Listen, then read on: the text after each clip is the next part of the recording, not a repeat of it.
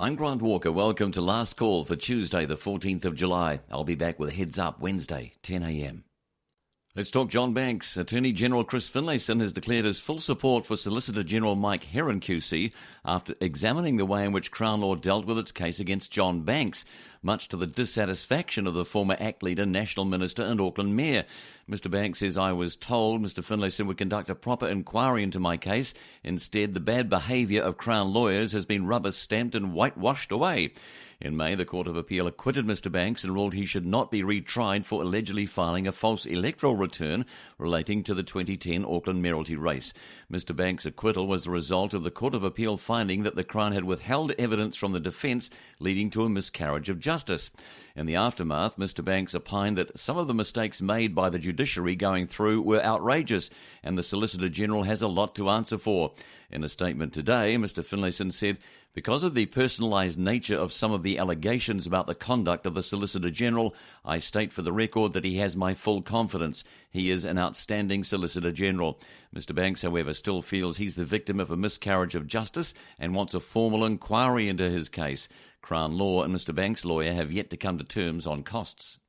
And now to Chinese student numbers. A slowdown in the Chinese economy and a slump in the country's stock markets, which has eroded the savings of many investors, isn't expected to crimp demand for education in New Zealand, where they are the largest source of international students. The number of Chinese students studying at New Zealand educational institutions increased 12% to 30,179 in 2014. That's from 2013, according to Education New Zealand, the government body which markets the country to international students. International education is New Zealand's fifth largest export industry, contributing $2.85 billion to the economy and supporting more than 30,000 jobs. China is the biggest market for international primary, secondary and tertiary students in New Zealand, accounting for 27% of the country's total 110,198 international students last year. Growth is easing in Asia's largest economy, with data out tomorrow expected to show the pace of growth slowed to an annual rate of 6.8% in the second quarter from a 7% pace in the first quarter, according to a Bloomberg survey. Meanwhile, a slump in the nation's stock market is expected to hit the savings of many individual investors, with the Shanghai market down more than 20% from its peak in mid-June when its three-week sell-off began, prompting the government to intervene with support measures. Alexandra Grace, Education New Zealand Regional Director for Greater China based in Beijing, said it's too early to assess the future impact of recent stock market developments on the future flow of Chinese students to New Zealand. However, at this stage, we're not anticipating that it will have a significant impact. She said, although Chinese economic growth is slowing from very high levels seen in the past, China's growth is still relatively strong. People's incomes are also growing, and so over the medium term, we expect the demand for education in New Zealand to continue on its current upward trend. She said New Zealand isn't a mass study destination for Chinese students like the US and UK, with New Zealand promoting the country's education experience to discerning Chinese students and families.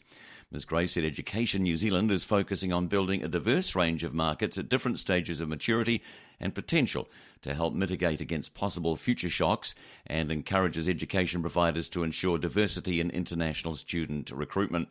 Last year, the number of students from India jumped 67% to 20,227, helping offset declines in mature markets such as Korea, which slipped 6%, and Malaysia, which declined 12%.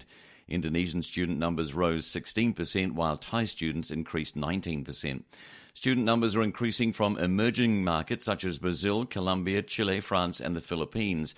China is the world's largest source of international students. I'm John Stewart. It's Tuesday the 14th. US authorities believe hot money coming out of China makes that country the world's biggest source of illegal capital flows. Covering that story is Neville Gibson, and he joins me now. Where have you got this information from? Well, every year the State Department in Washington prepares the International Narcotics Control Strategy Report, which sounds a bit of a mouthful and is about drugs, but they produce two reports actually, and the second report is on anti-money laundering and financial crimes. It's a pretty big report. It's 233 pages long, and China is singled out as having the largest money laundering system in the world, involving over 10 years, from 2003 to 2012, some $1 trillion of American dollars, that is. And it also accuses China of consistently failing to cooperate with other countries in resolving cross-border money laundering.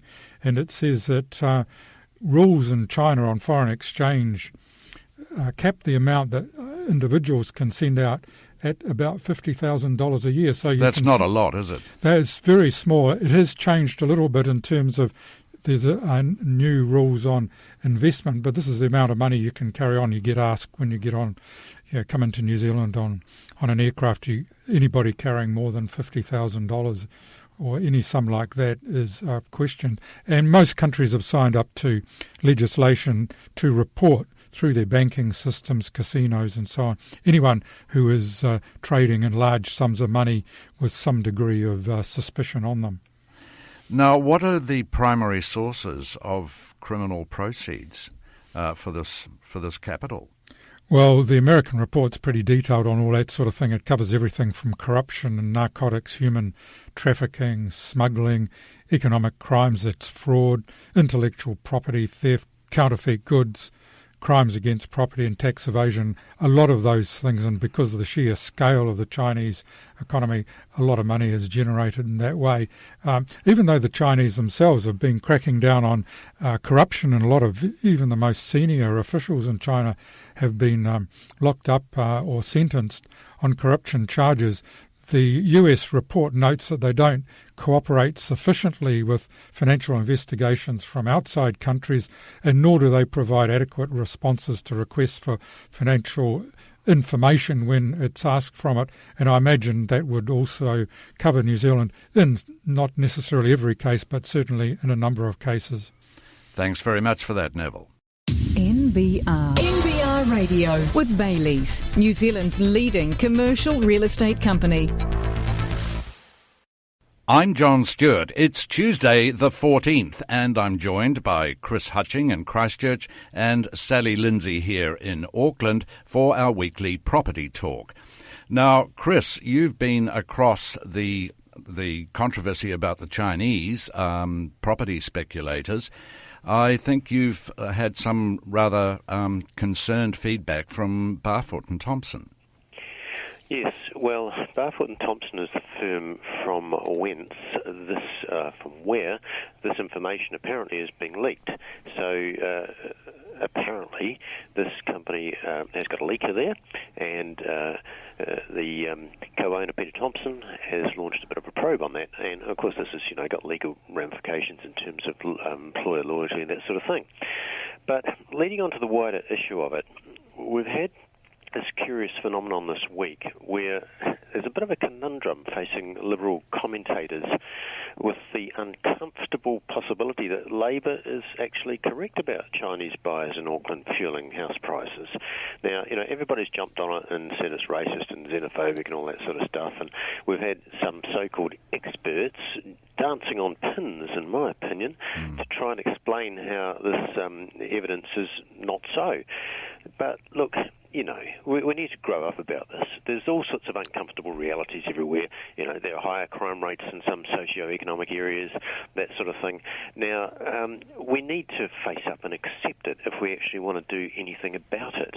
So I haven't really got too much time for these accusations of racism and xenophobia, because we've all heard the arguments that if you turn around the other way and go and try and buy yourself a house in China, you can't do it. They have leases and things. And there does appear to be an overwhelming weight of capital, that's the expression that they use, coming out of China currently. They've got liberalised rules about people taking money offshore, and it's pretty obvious that it's happening here. It's not just happening here, it's happening in Australia. And in Australian, some of the states have put up a new rule where Chinese people, or overseas people I should say, wishing to buy property there must buy a new property if they're not resident. Yeah. But just, Chris, on the subject of these accusations of xenophobia and racism, does it seem to you that if any particular ethnic group is mentioned in public discourse, there are immediately cries of racism? Is that how it's coming across to you? Well, yeah, that does occur, of course, and we see it in a lot of other social issues as well. But, in this particular case, I think that, that there's even more reason to stare this thing in the face, because we have a whole generation of youngsters that can't get onto the ladder. Now, China is just such a massive place. We know that New Zealand's got 4.5 million people, and they've got over 1 billion. Well, it's only a tiny percentage of that 1 billion who need to come over here and swamp our market. It's pretty simple maths, I would have thought. I don't know what the solution is. The Australian solution is not the total one, because they've still got really hot prices over there. So Well, you hear that people are certainly getting around the rules. Yes, that's the other thing. You set up rules and people will try and get around them one way or the other, but probably fewer people. And, you'd have to say to yourself that, well, maybe some of these rules are having some effect. It's very difficult to quantify exactly what, but there's going to be increasing pressure on this government to do something about this, and they'll be trying to formulate some policy in the lead up to the next election. Bet your bottom dollar on it. Now, Stephen Joyce has come forward and said that they're going to set up a foreign buyers register. Andrew Little, I just had an email from him about 2 seconds ago saying this is all pretty cute, but it's not the full answer. It's not a full foreign buyers register, because there's no guarantee the information will be available in any way that allows public scrutiny. So we're going to have to wait and see just what national response is to this, but it won't be for a couple of months. Well, it won't be till October. Now, Sally, to you, you are saying in a headline that you think that the Auckland CBD apartment market could be set for a fall. Is that because there's a glut of apartments on the market? There's not a glut at the moment. There hasn't been since the last property cycle. But what is happening is apartment building is moving outside of the CBD into more of the fringe areas. And the new builds are being, in the CBD, are being targeted to investors and offshore owners. But at the moment, the yields are not that attractive. They're below 5%. So actually it's not a great investment. What's an ideal yield then, if 5% is a bit low? Around about 10 or 11%. But so Willens Group Real Estate, who've just broken away from Ray White, they've come out and said that if there's another wave of cash pouring in from places like China, the city will see more development, but will there be enough tenants to fill it? And if there's not, then the apartment market could crash like it has done in the past. But the apartment market in Auckland is aimed at a lot of foreign buyers, especially when you have to pre-sell 60% of your development before you can actually start building it. Well, a lot of these developments are being promoted in China. Agents are going from New Zealand and promoting them over there, and they're heavily promoted on their websites over there. So it is not unusual for Chinese to be big buyers of inner-city apartments. Well, of course, you might have seen it, but until a month or two ago, there was a huge billboard in Ponsonby Road saying, reach 2 million Chinese buyers. Yeah, there's one massive website in China that does heavily promote New Zealand properties, and New Zealand is one of the most popular places for Chinese buyers to look at. But I think we're about fifth on the scale out of all the countries they promote around the world.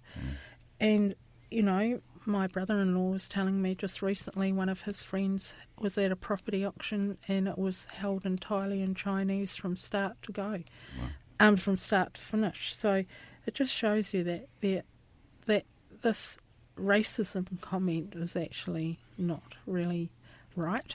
No. And even when I was at a real estate agency that dealt with commercial real estate, there was a heavy preponderance of Asian buyers for properties in the $1 to $1.5 million market. And when they held an auction, the room would be full of people of different ethnicities who wanted to get into that market and had the money to get into it, and often outbid New Zealand buyers.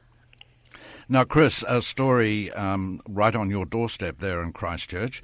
A Treasury report has come out and it seems to reveal a $60 million underspend in Christchurch.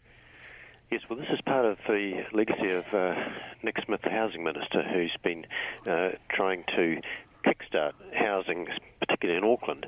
And there was a Treasury report into the pitfalls of what he was looking at in trying to get some of these housing areas in Auckland going.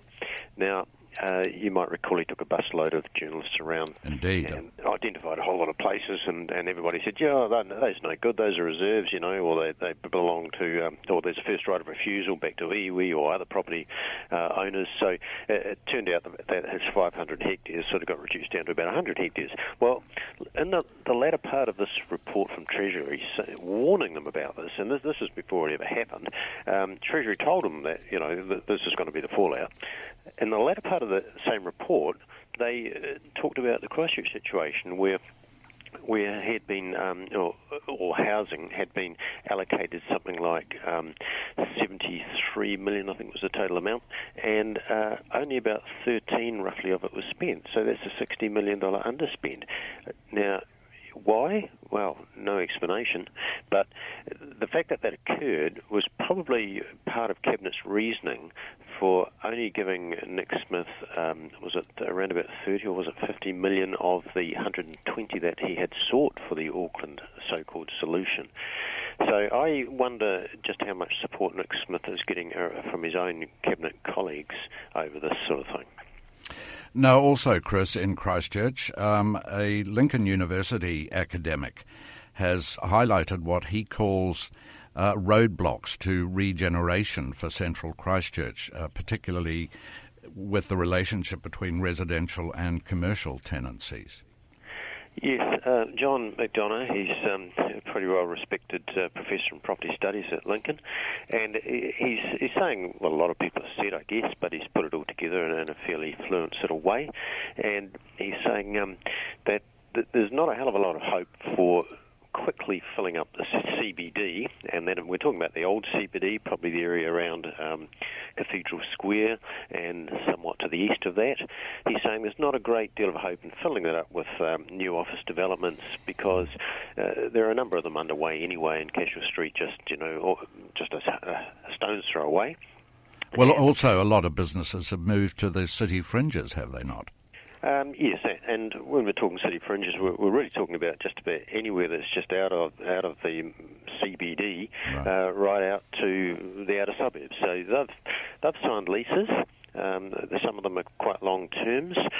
I understand that the Crown is taking an active role here by breaking some of its own leases in these areas, and I did read a figure, which I've yet to have it verified, that they were going to be spending about $60 million breaking those leases so that those public sector tenants can come into the new developments that are currently half built in Cashel Street area. But, that is great. That is a wave of people that are going to move in there. John McDonough's saying, well, there's a certain limit to that. And as a result of that, he's saying we need to look at some type of residential accommodation, which in itself has got its own challenges, but that's probably more of the answer for a lot of the vacant spaces that are around at the moment. And then it comes down to a case of affordability and how you're going to do it. Now, Sally, you've been talking to the you've been talking to the Property Investors Federation Executive Officer, Andrew King, about new tenancy laws which are on the books but not yet in force. Can you tell us what the pluses and minuses are that Andrew is seeing in these new laws? Well, the main ones are around landlords having to insulate their homes and provide the latest in fire alarms. But he says the government's assertions that there are 180,000 rental homes needing insulation and 120,000 without fire alarms are probably overstated. Their figures are based on a warm-up campaign the government did, but a lot of landlords started out using it but found it too expensive and then pulled out and did it all themselves. And of their own 6,000 members who've got 25,000 rental properties, 2% of those houses are insulated anyway. So he says it's highly unlikely that this number of houses need insulating. He said probably more need fire alarms. But he said the biggest threat under these new regulations is actually to landlords themselves, and it means that a tenant who needs some property maintenance thing done, even though they've caused the problem themselves, can issue the landlord with a 14-day notice, and if the landlord still ignores it, they can take him to the tenancy tribunal and ask for $3,000 in exemplary damages. Right. And he says tenants are so well informed these days that most of them don't hesitate to do this. But if tenants don't pay rent, well, landlords can only claim $1,000 in exemplary damages, so it's hardly a level playing field there. But he says these things need to be sorted out fairly quickly, and in fact it seems a long time, 4 years, to get houses insulated and fire alarms in, and that's the time the government's giving landlords to carry out all this work. He says it should be done a lot quicker and a lot sooner. Okay, well, that's today's edition of Property Talk with Sally Lindsay in Auckland and Chris Hutching in Christchurch. NBR Radio. Free to air online. NBR, the meeting place of intelligent business. To Greece. Greece has negotiated a third bailout with its European creditor nations, but it comes with heavy conditions that impose sweeping social and economic reforms. The €86 billion package, detailed in a 7-page Euro Summit document, will rescue the ailing banking system and keep Greece in the Eurozone. The outcome of 22 hours of negotiations in Brussels represent the surrender of the left-wing government of Prime Minister Alexis Tsipras to its European Union lenders, led by Germany with the support of northern and eastern member nations. In fact, the conditions, which have to be passed within a couple of days by the Greek parliament, are tougher than the measures which 2 out of 3 Greeks rejected in a referendum just over a week ago. Mr. Tsipras' gambit failed spectacularly, and while Greeks have got a larger rescue deal, there is no reduction in the total debt to be repaid. The deal is hard, Mr. Tsipras said after the summit, warning that the measures would send the economy further into recession. Meanwhile, European financial markets responded positively to the outcome, with shares rising and bond prices easing. So what will the Greeks get? Well, once approved, the package will make the country's debt more manageable, for instance, by giving it more time to repay rescue loans. Greece will need between 82 and 86 billion in fresh funding over the next 3 years. Between 10 and 25 billion will be required to recapitalise the banks, damaged by months of deposit outflows and 2 weeks of capital controls. The IMF will remain involved in bailing Greece out even after the fund's existing rescue programme expires in March. Athens defaulted on a 1.56 billion payment to the IMF on June 30 and is unlikely to make a 456 million payment that is due now. Greece also has to make a 4.2 billion payment to the European Central Bank on July 20. So what price do the Greeks pay? Well, government-funded pensions will be cut and consumption taxes will be increased and broadened. Other changes include making it easier to fire workers, as well as the further liberalisation of markets for products such as pharmaceuticals, milk and baked goods. Greece will have to privatise state assets, including the electricity network operator. It will be easier to wind down broken banks, including by sharing the cost with investors and creditors. A privatisation fund supervised by European nations will hold some 50 billion in state-owned assets, slated to be sold or wound down in the coming years. The money will be used to repay debt, recapitalise the banking system and make new investments in growth assets.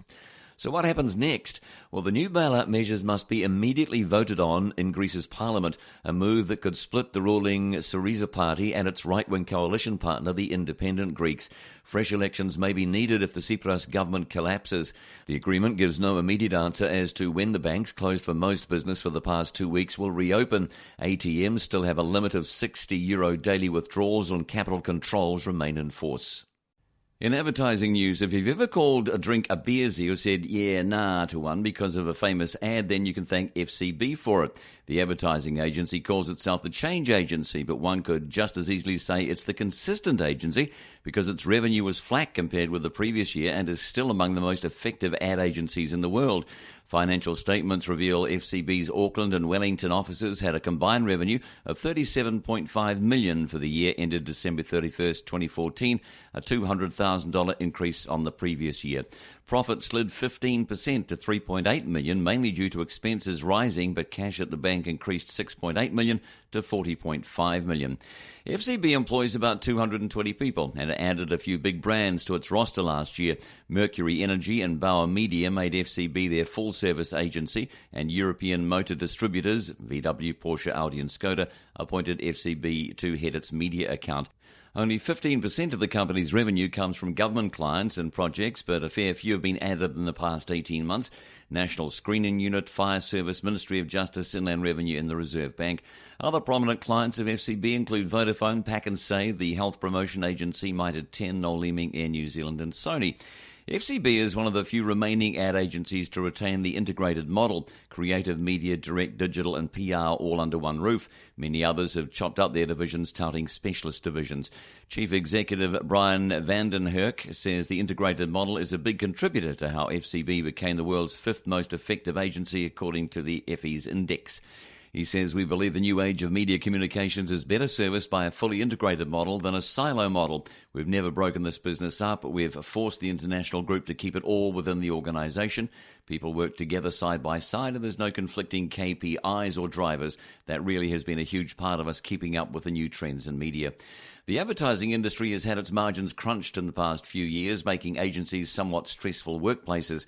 Mr. Vandenherk says FCB has worked hard to create a positive culture, rewarding work with government clients such as the Health Promotion Agency and the National Depression Initiative has helped foster it, he says. FCB Head of Planning, David Thomason, says we're fortunate that most of the people who do leave are either going overseas or having kids. One particular highlight for the agency was winning an IPA Effectiveness Award in the UK late last year. The award was for the National Depression Initiative campaign fronted by former All Black Sir John Kirwan, who invited those affected by the illness to fill out a free online journal. I'm John Stewart. It's Tuesday the 14th. The former Financial Markets Authority Chief Executive Sean Hughes has thrown back evidence in the High Court alleging the regulator lacked resources or specialist expertise in the accounting field. Reporter Jenny Ruth in Wellington is in the High Court for this hearing and she joins me now. Jenny, can you bring us up to speed? What is this case about? Yes, Mr Hughes completely refuted assertions that the FMA was under-resourced. He said it was adequately resourced for the task it had to do, that where it lacked the expertise, it actually drafted in under secondment members of the institutes and also people employed by the big four accounting firms. So it had all the resources needed, Mr Hughes said.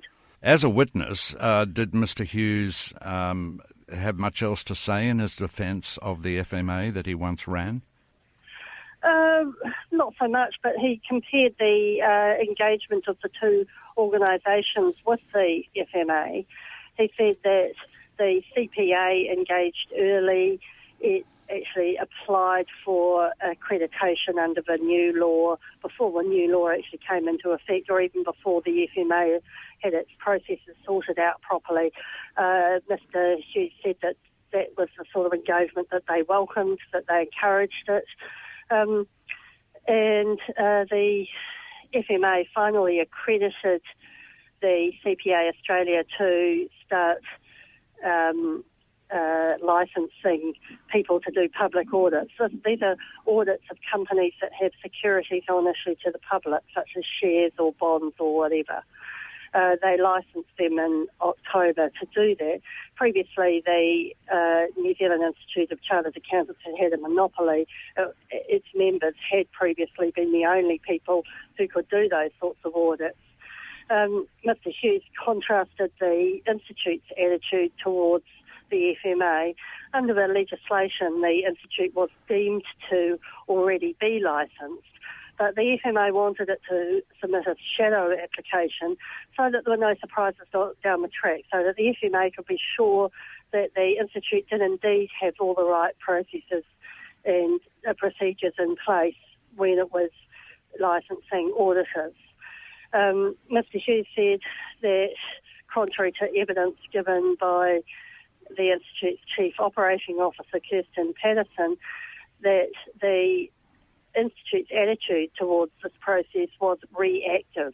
He said their initial application, was missing quite a lot of information, and the FMA staff had to keep going back to them for more information. Quite a contrast in the engagement with the regulator by the two organisations, one reactive, the other one, he said, seemed to welcome the FMA's presence as a regulator. That's the Australians. The CPA Australia, yes. Indeed. And I believe I'm right in saying that many of the functions of the New Zealand Institute have been absorbed in a merger with the CPA Australia. Yes. All except its regulatory and disciplinary procedures have been merged into a new organisation called Chartered Accountants Australia and New Zealand. Right. Thanks very much for that, Jenny. NBR Radio. With Clooney Restaurant, an unparalleled private dining room choice. NBR Radio. Let's talk politics. Labour's housing spokesman Phil Twyford denies his role in releasing leaked information about Auckland house sales is part of a bid for his party's deputy leadership. This comes after data showing 39.5% of Auckland houses sold from February to April this year were to buyers with Chinese surnames, though ethnic Chinese make up only 9% of Auckland's population.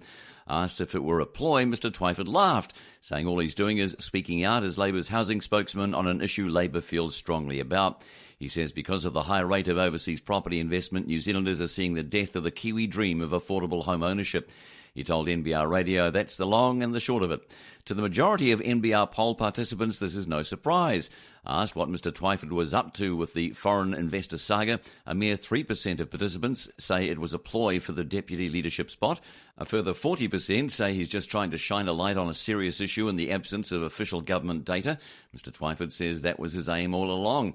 He said, my beef in this whole dispute is with the government for refusing to take this issue seriously, for refusing to establish a register of foreign ownership of property and share that info with the New Zealand public.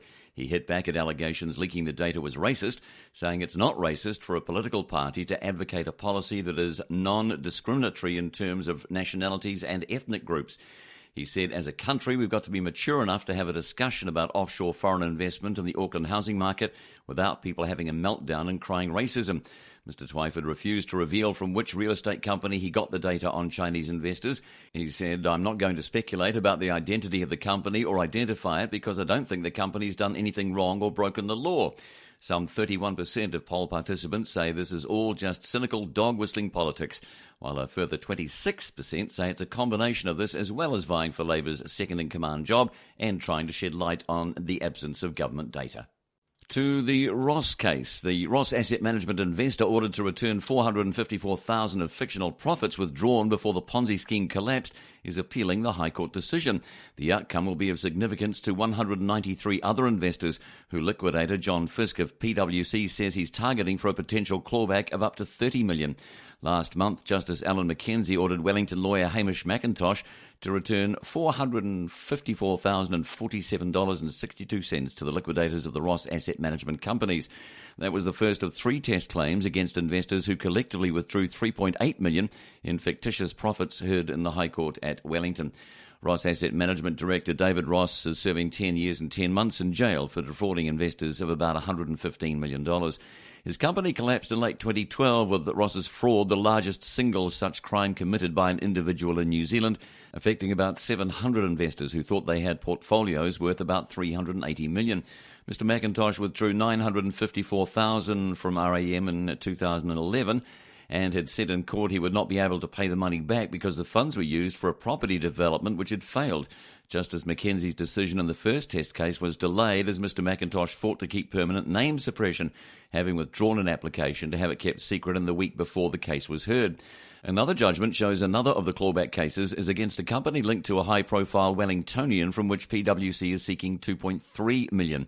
The investors are disputing the claims, with the other 2 cases to be heard later this year. I'm John Stewart. It's Tuesday the 14th.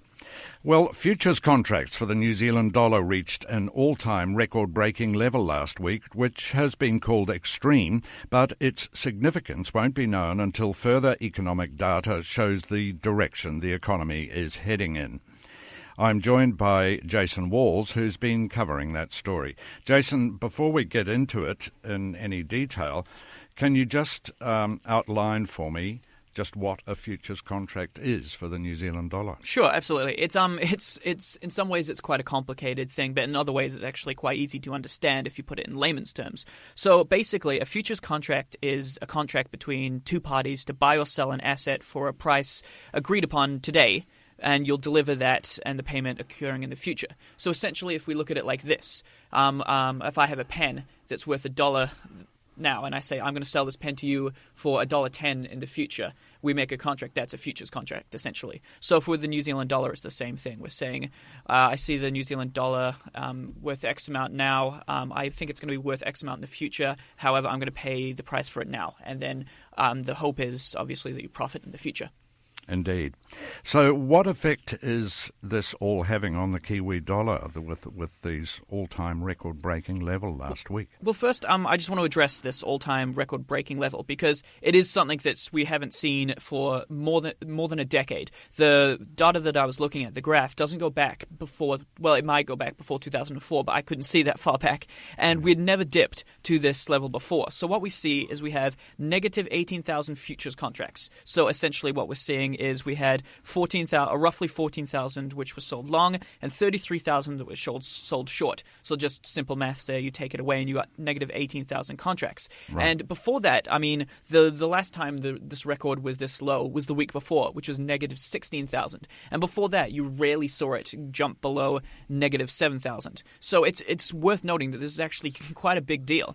Now, the second part of your question, how will this affect the New Zealand dollar? Well, what we've been seeing in the last couple of months, essentially, is the New Zealand dollar has been shedding a lot of its value.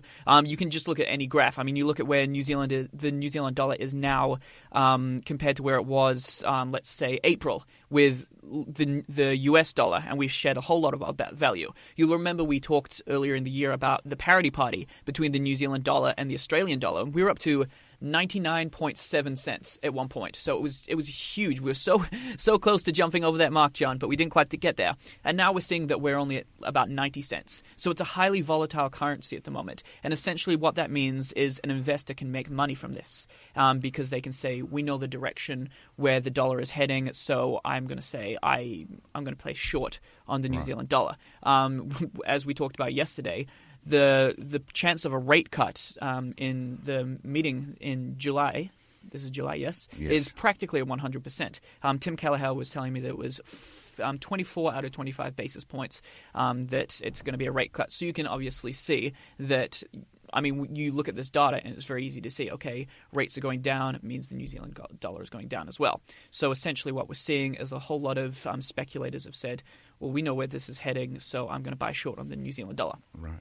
So all this activity with futures, I guess, is a sign of the current volatility of the dollar. Yeah, I mean, more or less. That's what you can see, yeah. Yeah. So where to from here? Do you think that things will settle down? It's hard to say. I mean, what Mr. Kelleher was telling me is that because we have so few, that essentially futures positions infer that the market is short about 1.2 billion New Zealand dollars. So he was telling me that when we have our next set of economic data, if that's particularly soft, for example, the global dairy trade later in this week, if we see that is a weaker number than we'd expect or lower, it's obviously going to have an effect on our economy. Usually the New Zealand dollar would dip quite a bit. However, what he was inferring to me was that it's not going to have as much of an effect because there's just no dollars left to buy or to sell in that case as well. So this will become a little bit clear later in the week. But we'll have to look out for some of that economic data to come. I mean, essentially, on the other hand, he was also telling me that if we see good data, we might jump more than we would. So we won't go as low if it's bad, but we'll go much higher than we would have if it's quite good. Jason, thanks for that. NBR NBR. With a National Business Review smartphone subscription, you can read or listen to the latest from NBR online. And for a limited time, it's free. Join NBR's Intelligent Business Network today and get free smartphone access to NBR online until August 31st. NBR doesn't do sport, weather or horoscopes, just timely, relevant, useful and insightful business news. So for business news you can use for free, visit nbr.co.nz/free. I'm John Stewart. It's Tuesday the 14th. The conditions attached to the latest Greek debt bailout agreement have the potential to make it a much different country. In his Editor's Insight today, Neville Gibson says Greece will pay dearly, and the agreement aims to ensure it won't happen again. Neville, Greece has a history of debt defaults and failure. What makes this agreement different? Well, at the moment, Greece is an economic basket case. It's built up a debt of 230 billion euros with few means of paying it back, and that's due mainly to a lack of taxation revenue from the government and a whole lot of generous state-paid entitlements such as pensions. This third bailout package, which was agreed on overnight, will inject rescue funds of up to 86 billion euros, but you've got to remember that all of this comes from other taxpayers in the European Union, and they've been telling their governments, particularly in places like Germany and Finland, that we want conditions, very strict ones. And Finland points out that their payment into this bailout is about 10% of the total government revenue. So it's not surprising that the Greeks have got rules that really overturn all those measures that they rejected in a referendum just over a week ago. And but the debts and the repayment terms are only really part of the deal. The new conditions impose an economic discipline that's never been seen before in the history of modern Europe. So what do these conditions involve in precise terms? Well, the first and most immediate job is to repair the banking system. This needs up to 25 billion euros for recapitalisation, and by the end of next week, Greece has to adopt the European Union's, it's called the Bank Recovery and Resolution Directive. This outlines what happens when a bank collapses and how the creditors are paid out. In other words, Greek depositors could be subject to what they call bail-ins, or you could call it a haircut. This was the same system used in Cyprus in 2013 during its banking crisis, and effectively it means people who've got deposits in the bank lose part of those deposits and goes into the recapitalisation. Other moves that have been taken to strengthen the financial system in Greece is to take decisive action on non-performing loans. Many Greeks have stopped paying their mortgages, for example, and the European Union lenders also want to stop political interference in the appointments of banking people. So what other measures will hit the Greek people in their daily lives? Well, apart from the banking system, government spending is the next big item. The pension system, in which rorts are common, a lot of people get them when they shouldn't get them. That's going to undergo major reforms, and the legislation that was going to do this in Greece that was overturned by the current government, those will come back into effect. Government spending will also be controlled by a system of quasi-automatic cuts, so that as soon as a surplus is missed, these cuts automatically come in. The government administration, that is the public service system, and the judiciary will also be reformed. The courts are highly inefficient there, and obviously they deal with bankruptcies and that kind of thing. That's to be made independent and more reliable, and they've even gone as far as to fix up the statistics agency, make it independent, and so they've got the numbers that they can rely on. So what's being done about restoring the economy at large? Well, those who know all about Rogernomics will know that there's a lot of reforms needed in Greece, and essentially the Europeans say that the economy in Greece must be released from almost Soviet-style shackles. They're going to be lifting controls on Sunday trading, the periods during which retailers can hold discount sales, the ownership of pharmacies, which is restricted, and even those who can sell milk and run bakeries are regulated. There'll be some closed professions will be opened up. One of them involves who gets to captain the ferries that are quite important, of course, to getting around Greece, the labour market will be made more flexible. That'll be along European lines, not so much New Zealand ones, so that they can fire staff. At the moment, employers have to continue paying redundancy until workers they've laid off find new jobs, and that's virtually impossible there at the moment. Indeed. Well, what about privatisation, which was a feature of earlier bailouts? Well, privatisation was put on the back burner by the current government there, which is a very left-wing government. There's a lot of public opposition to privatisation, not just in Greece, but all around the world. But the Euro Summit, who brought out this agreement over the weekend, have virtually taken control of the entire legislative agenda. They're going to roll back all those laws that the government has put in since it was elected back in January, and it's going to resume the sale of state-owned businesses. This will go into a $50 billion Euro fund. Half of that will be used for the bank recapitalisation. A quarter will be to start repaying that huge debt, and the other quarter is going to be investing in new productive assets to get that economic recovery underway. It's quite amazing that all future legislation the government was planning will be eliminated, assuming these conditions are met by the Greek Parliament, with the exception of a humanitarian crisis bill. Obviously, that is to try and reduce the impact of the situation the poor Greeks are in at the moment. Now, looking at the political spin-offs, what's the future for the present Greek government under Prime Minister Tsipras? Well, it's made up of two main parties. One is the left-wing Syriza party. The other is more of an anti-Euro grouping on the right. I can't really see a future for this coalition because both those parties are going to oppose this agreement. It has to get through the Parliament within the next couple of days. And if Greeks rejected that referendum by 2-1, the Parliament has got a lot more conservative and pro-European parties. Some of those will split up. But no one's saying that these won't be passed by the Parliament. Basically, they haven't got a choice. The agreement will go through. As for Mr Tsipras, he's a goner, I'd say, because he lost everything at the Euro Summit, and even those restrictions and measures that the referendum said no to, all of those and more. So, in fact, the Greeks are now going to end up repaying all those debts in full. They thought they'd get away with that, and they're going to be doing that for generations to come. Indeed. Thanks very much for today's Editor's Insight, Neville. NBR. Need to hire? Try our online recruitment platform, www.nbrtalent.co.nz. I'm Grant Walker with the last call. Here's what's trending on NBR Online. John Banks outraged, but why and at who? Chinese student numbers expected to hold up despite China's slowing economy and share market slide.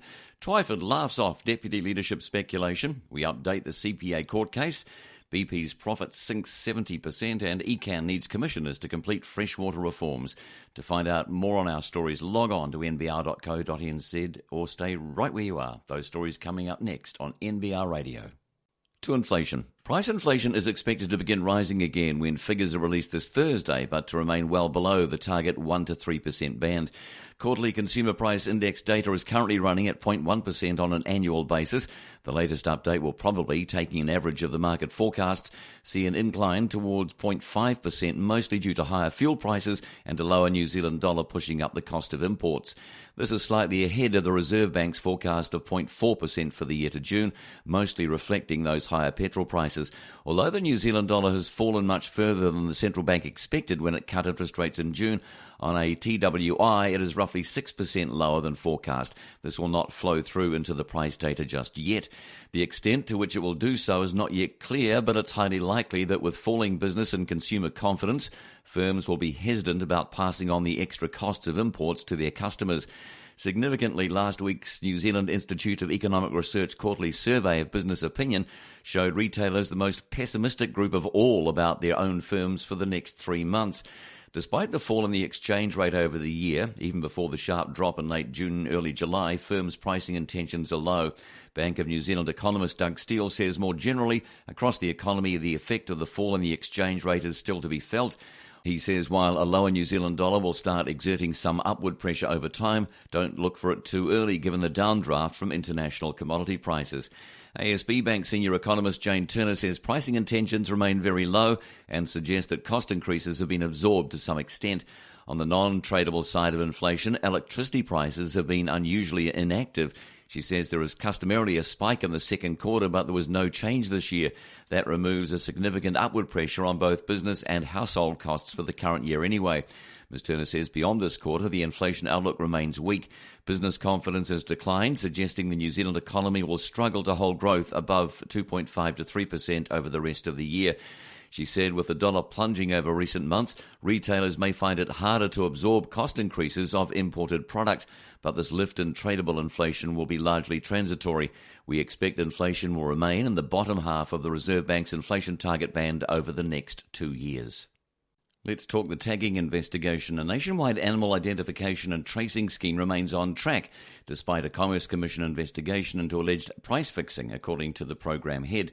Last week, the Commerce Commission said it intended to file court proceedings against 3 companies and 5 individuals in relation to fees charged during the implementation of the National Animal Identification and Trading Act 2012, or NATE as it's known.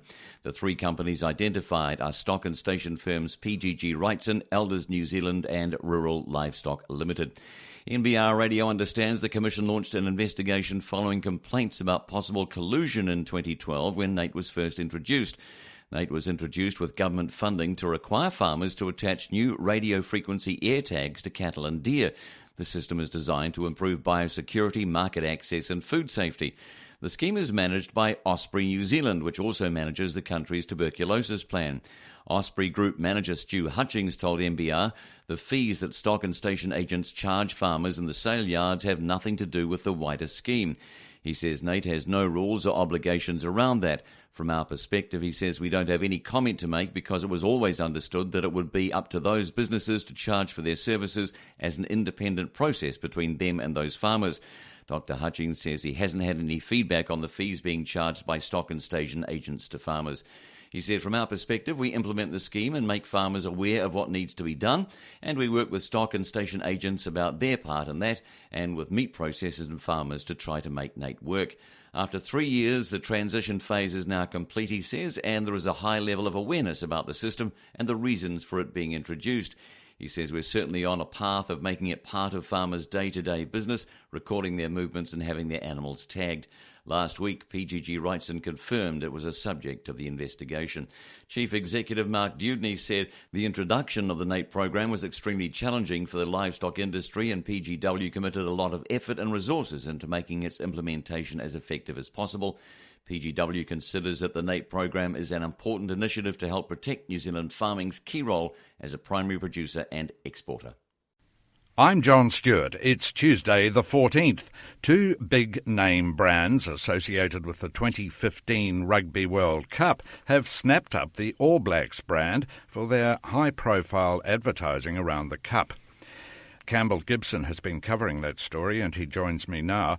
Campbell, what does the Adidas ad look like? I think you talk about it being rather ferocious. Yeah, it's I suppose when you watch it, one of the first impressions you get from it is it's very serious and very exciting, but also at the same time it's got a couple of confusing messages, I guess. Some of the things that people have been talking about is the fact that it's got pictures of or images of natural disasters and animals fighting, so things that you wouldn't normally associate with rugby, but you know, the overall message of the ad is that it's, you know, supposed to be quite a forceful and kind of... Well, confrontational. Yeah, confrontational sort of ads. So that's the sort of message they're going for. On the hashtag that that is associated with the campaign is Force for Black. So Force of Black, sorry. And yeah, it's just that's the mantra behind the campaign. Have you got a quote from that mantra?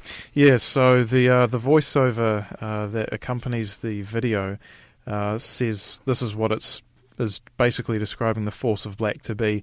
It's inside us, beating in our hearts, pumping through our veins. It strengthens every sense. It makes us more determined, more focused, more relentless. And then there's even a Māori poem that features towards the end as well. So overall, just trying to really get people pumped up for the Rugby World Cup. Yeah. And what about the Heineken ad? Yeah, the Heineken ad is a little bit more, let's say, less intense. It's basically follows a guy who's trying to deliver a briefcase which has a coin which is going to, be the opening coin toss for one of the matches, presumably the final, because they have a competition for Kiwis going at the moment where 3 Kiwis can go on the chance to be able to deliver the briefcase to the finals. So the Heineken ad is a little bit more sort of standard, I'd say, is the word I'd use for it, but it still, I think delivers the message well enough. Thanks very much for that, Campbell. Join NBR's Intelligent Business Network today. www.nbr.co.nz/subscribe. NBR. Let's talk milk. Competitors of Fonterra, the country's largest dairy processor, claim there is still insufficient competition to deregulate the industry. In submissions to the Commerce Commission, which is undertaking a government-ordered review of the industry's competitiveness, rival processors either want the status quo or the regulations tightened. Farmers' lobby group Federated Farmers says the Dairy Industry Restructuring Act 2001, or DIRA, will need to be amended if it's retained long-term. Fonterra's submission generally supports the process and methodology suggested in the Commission's consultation paper and says it will comment separately on substantive issues raised by the review. The co-op said the Commission should consider the full period since the DIRA came into effect rather than the most recent 5 years, and that it was particularly important to examine the entire life cycle of entry and growth of independent processors. Among the issues under investigation is whether the DIRA competition thresholds have been met. The current threshold frees Fonterra from its obligation to supply milk to smaller competitors once at least 20% of supply is taken by competitors in both the North and South Islands. Fonterra currently has an 86% share of the nation's milk pool, down from 96% when it was set up in 2001. In its submission, Westland Milk Products said it had successfully attracted milk supply from dairy farm conversions, but had been less successful in wooing existing Fonterra suppliers to switch. Only a quarter of its Canterbury shareholders are ex-Fonterra, and it said Fonterra's actions to secure supply are contrary to the purpose and principles of the Act. It said, "We're concerned that actions employed by Fonterra in response to competition for milk supply at the farm gate demonstrate that Fonterra has used and has the potential to continue to use its position of dominance to restrict competition, and thus there remains the need for regulation of Fonterra to sustain competition in this area." New dairy processor Miraka submitted that there was currently insufficient competition at the farm gate milk market and that the threshold should be lowered to 75% rather than 80% before deregulation is triggered. Open Country Dairy, the country's second largest processor, submitted that while competition between dairy processors is evolving, it hasn't reached the point whether it can discipline Fonterra's market power without the open entry and exit regime that allows suppliers to switch over. It said while independent processors have grown their market share, there has also been the bankruptcy of New Zealand Dairies Limited and a series of recent and untested investments by new players. Dairy processor Tatua said it had reservations about the review's scope because it didn't permit the possibility of better regulations to promote efficient New Zealand dairy markets, except as a pathway to deregulation. Fed Farmers said farmgate competition varied around the country with many of the independent processors because they are either full, close to capacity or seeking special contracts, able to cherry-pick the best farms and farmers closest to the factory gate. It said there is little competition on price as all processors peg their milk price to Fonterra's.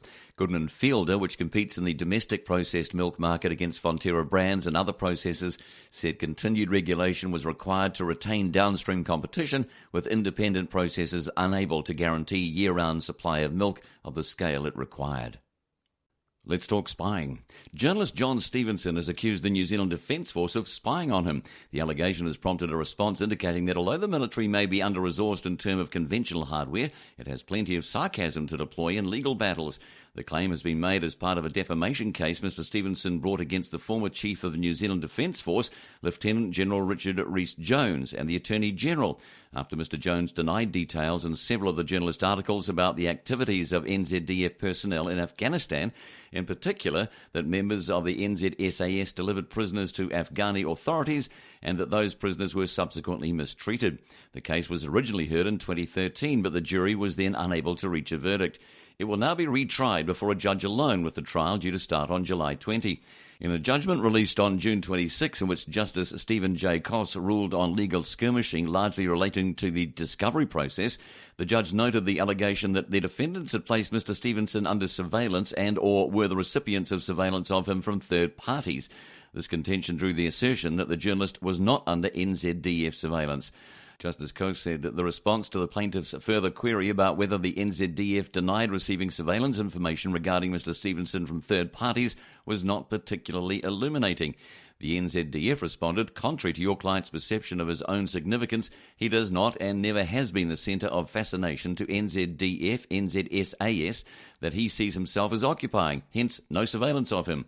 This didn't wash with Justice Coase, who, having defined surveillance as meaning observation, communication, interception, and any form of related data monitoring, including metadata, directed the defendants to reconsider their responses in light of that definition. Whether the defendants have corrected their responses is currently unknown, nor is it known whether the trial's start will be delayed by this or Justice Coase's direction that the defendants provide further documents under discovery. It's not the first time the NZDF has been accused of spying on Mr Stevenson. A 2013 article by investigative journalist Nikki Hager alleged the New Zealand military had been aided by US spy agencies in monitoring Mr Stevenson's phone calls while he was working in Afghanistan, and that NZDF members had copies of his intercepted phone metadata. Coincidentally, Mr Stevenson is currently providing real-time coverage of legal proceedings taken by Mr Hager against the Attorney-General, the New Zealand Police and the Manukau District Court for Evening Report, a web-based current affairs platform edited by Selwyn Manning. The current hearing before Justice Dennis Clifford, which is expected to finish tomorrow, is a judicial review into the lawfulness of last October's police raid on Mr Hager's home, during which a substantial quantity of his material was seized after a 10-hour search. I'm John Stewart. It's Tuesday the 14th.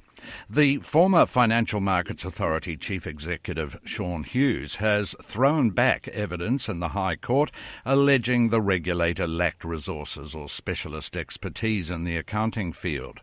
Reporter Jenny Ruth in Wellington is in the High Court for this hearing, and she joins me now.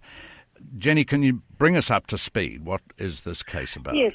Mr Hughes completely refuted assertions that the FMA was under-resourced. He said it was adequately resourced for the task it had to do, that where it lacked the expertise, it actually drafted in under secondment members of the institutes and also people employed by the Big Four accounting firms. So it had all the resources needed, Mr Hughes said. As a witness, did Mr Hughes have much else to say in his defence of the FMA that he once ran? Not so much, but he compared the engagement of the two organisations with the FMA. He said that the CPA engaged early. It actually applied for accreditation under the new law before the new law actually came into effect, or even before the FMA had its processes sorted out properly. Mr Hughes said that that was the sort of engagement that they welcomed, that they encouraged it. And the FMA finally accredited the CPA Australia to start licensing people to do public audits. So these are audits of companies that have securities on issue to the public, such as shares or bonds or whatever. They licensed them in October to do that. Previously, the New Zealand Institute of Chartered Accountants had a monopoly. Its members had previously been the only people who could do those sorts of audits. Mr Hughes contrasted the Institute's attitude towards the FMA. Under the legislation, the Institute was deemed to already be licensed, but the FMA wanted it to submit a shadow application so that there were no surprises down the track, so that the FMA could be sure that the Institute did indeed have all the right processes and procedures in place when it was licensing auditors. Mr Hughes said that, contrary to evidence given by the Institute's Chief Operating Officer, Kirsten Patterson, that the Institute's attitude towards this process was reactive. He said their initial application, was missing quite a lot of information, and the FMA staff had to keep going back to them for more information. So quite a contrast in the engagement with the regulator by the two organisations, one reactive. The other one, he said, seemed to welcome the FMA's presence as a regulator. That's the Australians. The CPA Australia, yes. Indeed. And I believe I'm right in saying that many of the functions of the New Zealand Institute have been absorbed in a merger with the CPA Australia. Yes. All except its regulatory and disciplinary procedures have been merged into a new organisation called Chartered Accountants Australia and New Zealand. Right. Thanks very much for that, Jenny. NBR Radio. With Hotel de Brett, your home away from home, but with better service. NBR Radio. In advertising, the two big name brands associated with the 2015 Rugby World Cup have put the All Blacks brand to use. Heineken and Adidas have both released ads that intend to build hype for the tournament, which starts in England in just 2 months. The Adidas ad is particularly ferocious and features scenes of natural disasters, animals and several players shouting. Highlights of the previous Rugby World Cup are mixed in for good measure. The campaign is titled Force of Black, and a voiceover explains what the mantra means. It goes, "It's inside us, beating in our hearts, pumping through our veins. It strengthens every sense. It makes us more determined, more focused, more relentless." Meanwhile, Heineken has released a global video commercial that features rugby legends Jonah Lomu and former South African captain John Smith. It follows a man's eventful delivery of a briefcase that houses the coin for the match-opening coin toss. Heineken is the official beer supplier of the sporting event. The Dutch brewer says Lomu and Smith are among a panel of star rugby players who will produce social media content to build anticipation for the tournament with the tagline Heineken Legends. Heineken has launched 2 competitions to coincide with the campaign. One offers 3 Kiwis the chance to take the briefcase to the finals, while the other has branded Heineken bottles, giving away 8 trips for 2 people to attend England play Fiji in the opening ceremony at Twickenham Stadium on September 18. To the Labour housing leak. Auckland real estate firm Barfoot & Thompson's internal probe to winkle out the leaker of sales data about Chinese buyers is about more than staff loyalty. Co-owner Peter Thompson is concerned it may have potential to undermine the trust people have when they list their properties for sale. A memo he sent to staff yesterday about the matter has already found its way around Auckland property circles. Speculation from other agency contacts suggests the leaker is a dissatisfied staff member with either an axe to grind or a social conscience. Mr. Thompson says we'll have to talk to lawyers. If there is someone who has leaked our data, they'll be spoken to. Barfoot & Thompson has a large number of agents of Chinese descent, with a majority making up the firm's top performers. Mr. Thompson says the same problem of rising house prices and overseas investors was apparent to him when he visited Melbourne and Sydney last week. He says rules requiring foreigners to buy only new homes has done little, if anything, to resolve it. He says people would always find ways to get around rules anyway. However, the industry prefers a steady market rather than volatility. A hiatus occurred last year during the election campaign compared with the current busy phase, but a local or international event could see that change in weeks. Mr. Thompson says the industry has been working on a way to measure the extent of overseas purchasing of houses in Auckland, but any system has shortcomings. However, the industry prefers a steady market rather than booms and busts. I'm John Stewart. It's Tuesday the 14th. An NBR investigation has shown that the New Zealand Super Fund has more than 9 times more investment in US property than in Australasia. This follows revelations at the weekend that the fund is actively looking at investing in housing developments in Auckland in the $100 million or north category. Our reporter who's been covering that story is Jason Walls. Jason, what is the significance of this property investment ratio between the various areas where the fund has its money invested? Well, first of all, this has been quite an ongoing story for me, and I think that the fact that it was just brought to the attention of the New Zealand public over the weekend was actually quite convenient for me, actually, because I was in conversations with a spokeswoman from NZ Super a while back, just asking where investments are in terms of property, and this was following some concerns I had around the Asian and particularly the Chinese property boom. And so I kind of put these things on the back burner, and this came out, and I thought, what a relevant way to use them. And essentially what it was showing is that the New Zealand Super Fund in their portfolio has roughly about 5 to 6% that's invested into global property.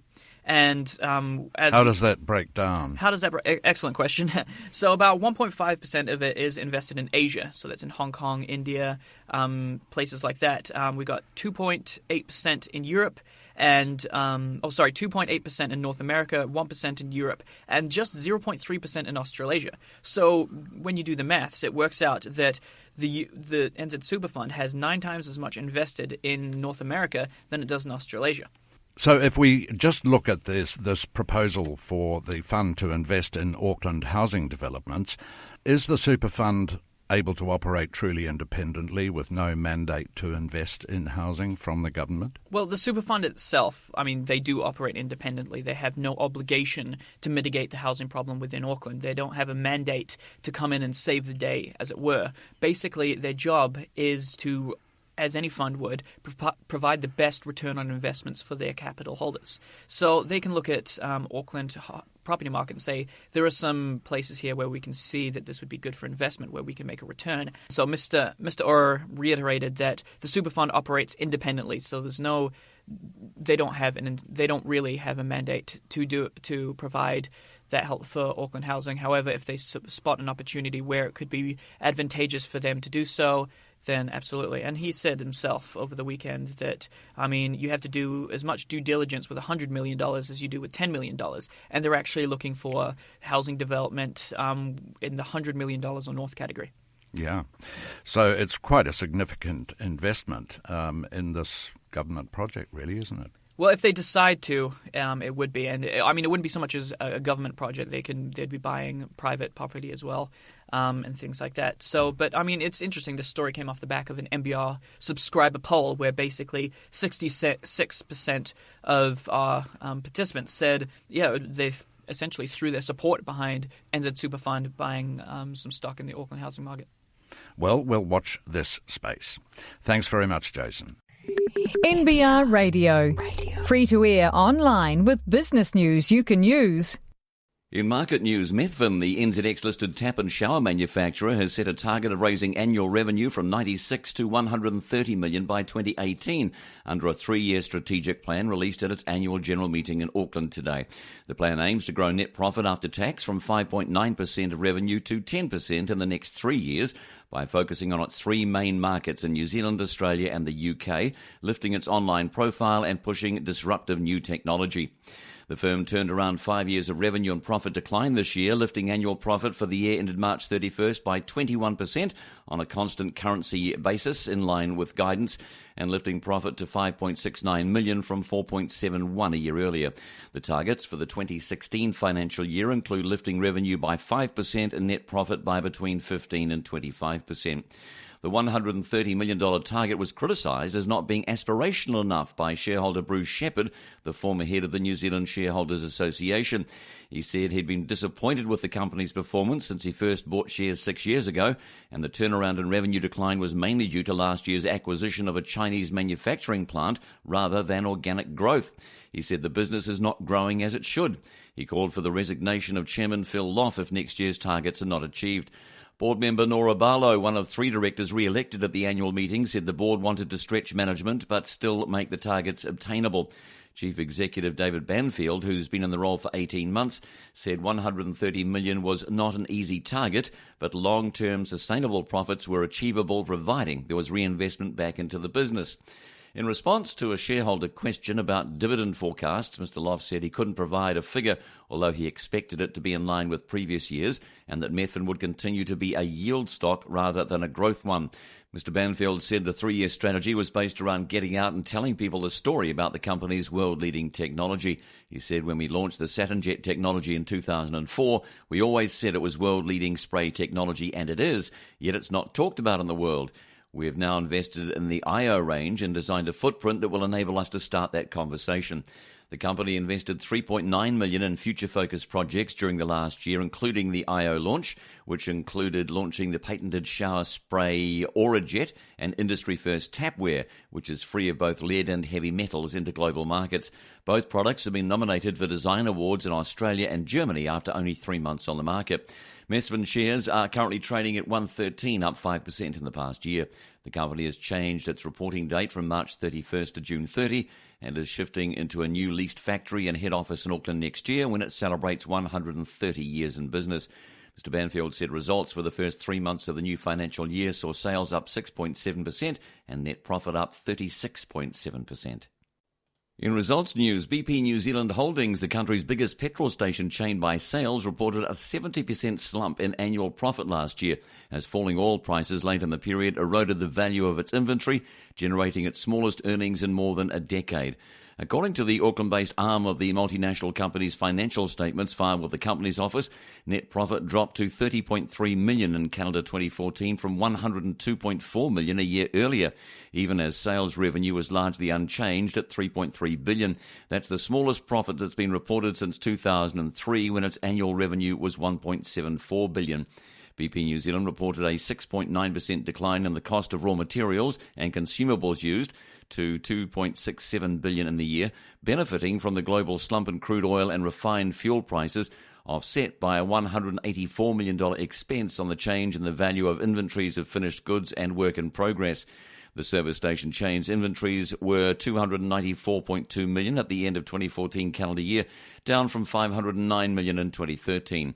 The industry is currently being rationalised, with NZX-listed Z Energy seeking competition regulator approval to buy the rival Caltex and Challenge brands from Chevron New Zealand for $785 million, adding 147 service station and truck refuelling depots to its existing 200 outlets. The merged entity leapfrogs BP as the biggest transport fuel retailer in the country, with about 49% of the market and annual sales of more than $5.8 billion. There are about 236 BP-branded petrol stations across New Zealand, of which 80 are owned and operated by the arm of the global company, with the remainder dealer-owned.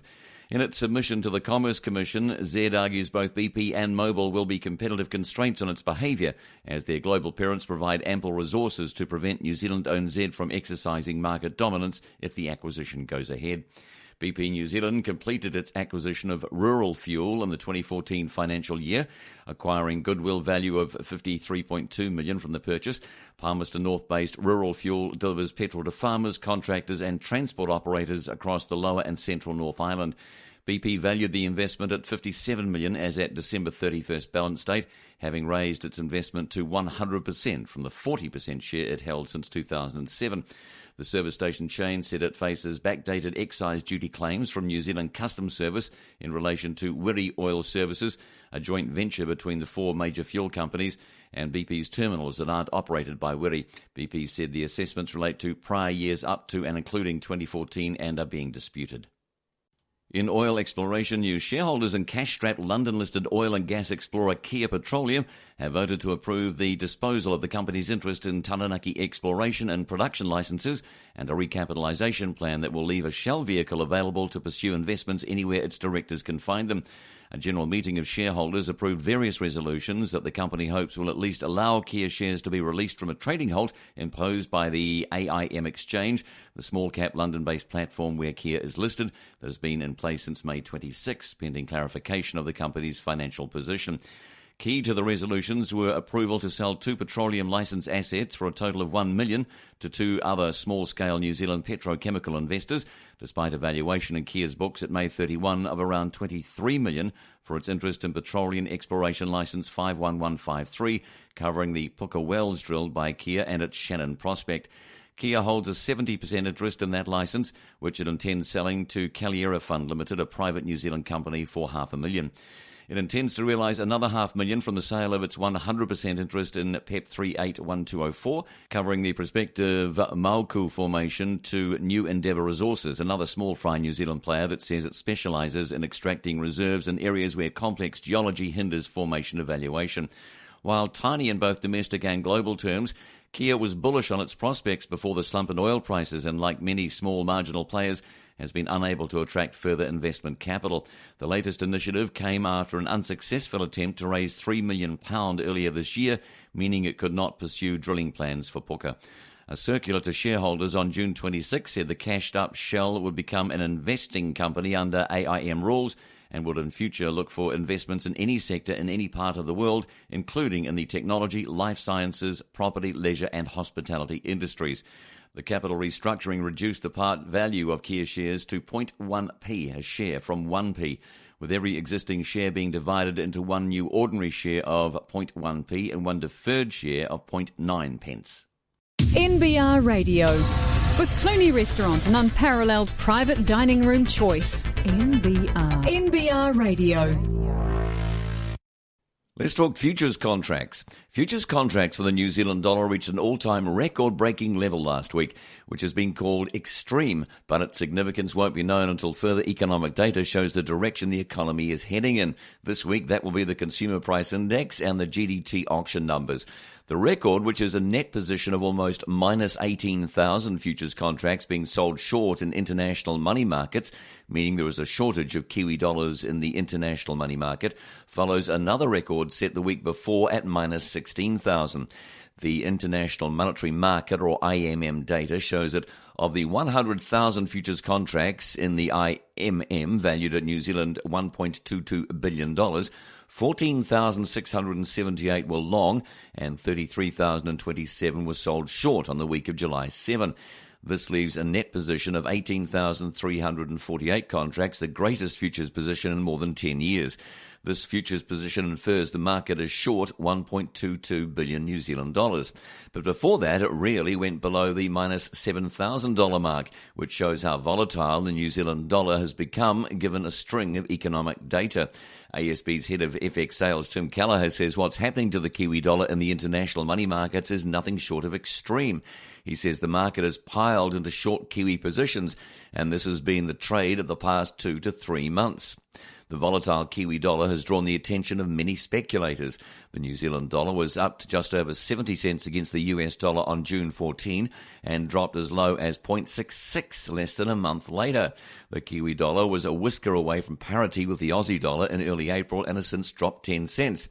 Because of this, Mr. Callagher says even if New Zealand gets more poor economic data, the currency may not drop in value as much as it should, as the market is already short of Kiwi dollars. He says if we get any poor New Zealand data, that would normally make the currency go lower, but the currency will struggle to go lower because the market is already positioned short. Similarly, he says, if we get some better data, a higher CPI, for example, you could see some short covering quite rapidly. As the market is so short of Kiwi dollars, the risk of a correction of the currency to a high level has increased. Mr. Callagher says this means that at some stage there will be some sort of correction of the currency to a higher level. He says this will be sharper and faster than people will expect. To the CPA defamation case, the Wellington High Court has heard the New Zealand Institute of Chartered Accountants was an incumbent threatened by and unused to competition, and while its response was clumsy, it didn't defame its new rival CPA Australia. Bruce Gray QC, appearing before Justice Robert Dobson, defended NZICA's marketing campaign and speeches by Chief Executive Kirsten Patterson, saying they were a clumsy response to a new environment. NZICA's actions included a marketing campaign called Project Ambush in response to CPA Australia's appearance in New Zealand as a rival body for accounting professionals. NZICA effectively held a statutory monopoly in New Zealand until 2012, when the newly established Financial Markets Authority accredited CPA Australia for auditing work under incoming legislation, which put it on a more equal footing with NZICA. Mr. Gray said NZICA was faced with a new environment and it had to respond to something it hadn't had to respond to before, and its response was a bit clumsy. This was an early days response to a new environment. CPA Australia claims NZICA defamed it in speeches at industry events and breached the Fair Trading Act in statements in flyers and advertisements, which included comparisons and allegedly misrepresented issues such as potential earnings, number of accountants, global reach and educational standards. CPA is seeking a declaration of defamation but not a damages award and $50,000 for the Fair Trading Act breaches. Mr. Gray said the context of Ms. Patterson's speech needed to be kept in mind, as the speech was more about NZICA needing to respond to new competition against a rival with more resources. Ms. Patterson claims CPA Australia used iPad giveaways to lure members, and its advertising during primetime programming wasn't a good use of members' money. She also said the education pathways to gain a CPA designation weren't as difficult as NZICA's, and that's why it wasn't a member of the Global Accounting Alliance like NZICA. CPA Australia has denied that, saying GAA only accepts one body per country, and NZICA's Australian counterpart had already taken that membership. Justice Dobson said there had been no evidence of CPA Australia's own aggressive marketing, and while NZICA may have been clumsy, it sounded as if the incumbent thought CPA Australia shouldn't be there. Mr Gray said Patterson's speech welcomed competition as it would encourage the institution to be better. The incumbency of NZICA and the new regulation meant others can now do it where previously they couldn't, but we've been doing it longer. Responding to the defamation claim, Mr Gray said the speech was Patterson's honest opinion based largely on true facts and was given in qualified privilege, meaning those listening had an interest in hearing from NZICA but could also make their own minds up. Mr Gray said there was no evidence of pecuniary loss and Patterson wasn't reckless or indifferent to the truth in giving her speeches. Mr Gray said the law of defamation doesn't exist to cope with poor manners or minor misstatements. The law of defamation exists to protect important wrongs, which in the case of companies have measurable and identifiable consequences. He said statements on the flyers concerning the $40,000 gap in salaries between CPA Australia members and NZICA members was a false comparison, but asked if the court was really litigating about a flyer produced 300 times, used once, and then a number were destroyed. He said it was an aspirational advertisement and that even the Commerce Commission notes advertising can include puffery. The hearing continues with CPA Australia's legal counsel Alan Galbraith QC to give his closing address this afternoon. To freshwater reforms. The government's proposed mixed governance model for Environment Canterbury will ensure the local authority has the expertise to finish most of the work for the region's freshwater strategy that could be derailed by losing the Commissioner's skills, according to a regulatory impact statement on the move. The Department of Internal Affairs and Ministry for the Environment recommended the government introduce a mixed model of governance in the 2016 three-year term, where the body is made up of 7 elected councillors and 6 government appointees. The report said that option had strong merit as an option for addressing the issues of an abrupt loss of ECAN's governing body and the risks that might present to continuity and momentum at a critical time for Canterbury in terms of freshwater management and earthquake recovery. It said the mixed model also paved the way for the commissioners to exit in 2019, after which much of the critical planning framework for freshwater management and earthquake recovery will be in place, and the effects of any future political divisions will have been mitigated. The Internal Affairs and Environment officials were concerned a return to a fully elected body from 2016 risked losing the skills needed to complete the planning work and raised the prospect of the urban-rural divide creating a political deadlock like the one that saw the government sack elected councillors and appoint commissioners in 2010 because of slow progress on the Canterbury water management strategy. The report said currently that risk is not palatable, with so much work still to do in establishing critical planning frameworks and an imminent peak expected in resource consent applications. Canterbury accounts for about 70% of New Zealand's freshwater resource and a third of the country's hydro generation capacity. In 2012, the government extended the Commissioner's term by another 3 years to 2016 after the spate of earthquakes that devastated Christchurch and its surroundings disrupted the Regional Council's work. The report said the preferred option wasn't without risk as it hadn't been used in a local government context before. However, the government officials saw a greater net benefit from the mixed model than either extending the terms of the commissioners, which didn't provide a long-term solution to the resumption of elected councillors, or holding elections in 2016, which risked losing the momentum built up by the commissioners. To ensure the new governance arrangements can be made, the government will need to have new law by April next year before the October local government elections.